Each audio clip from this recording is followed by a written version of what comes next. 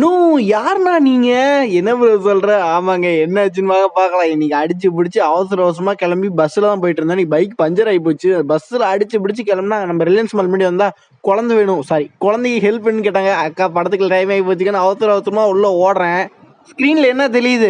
துல்கர் சல்மான் தெரியும்லாம் சொல்லக்கூடாது. அதாவது திரும்ப இப்ப பாருங்க. ஸ்க்ரீன்ல பாதி தாங்க படம் ஓடுது. யோ என்னையா ஐநாக்ஸ் எக்ஸ்பீரியன்ஸ் பண்ணி பாருன்னு சொன்னா பாதி ஃபுல் ஸ்க்ரீன்ல பாதி ஸ்க்ரீனுக்கு தாங்க படமே ஓடுது. அத கூட மன்னிச்சிருவேன். இன்டர்வல் விடுறாங்க. ஒரு பயபுல எந்திரிக்கல. சில பேர் தான் எந்திரிச்சாங்க. ஏன்பா அப்படின்னா இங்க வந்து விலைய கேட்கறப்ப தான் தெரியுது. ஏன் ஒரு பயபுலையும் எந்திரிக்காம உள்ளாரே படத்து தியேட்டருக்குள்ளேயே உட்காந்துட்டு இருந்தாங்கன்ட்டு.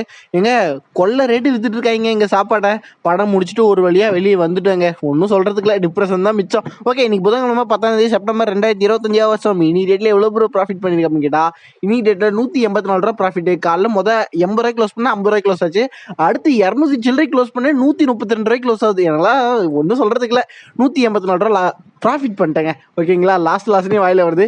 காலைல அக்கௌண்ட்ல 3992 ரூபா. ஆஃப்டர் ட்ரேடிங் 4174 ரூபா இருந்திருக்கு. சரிங்களா அதே மாதிரி இந்த இன்வெஸ்ட்மெண்ட்டும் பாத்துருங்க. இன்னைக்கு மார்க்கெட் மேல போனதுனால 229 ரூபா ப்ராஃபிட் ஓடிட்டு இருக்கு. இன்னும் 5% வரணும். நம்ம ஹோல்டு பண்ண 2 ஸ்டாக்குமே பாசிட்டிவ்ல தான் இருக்கு, கிரீன்ல தான் இருக்கு. இன்னைக்கு டேட்டா எனக்கு சூப்பரா போச்சுன்னு சொல்லலாம்.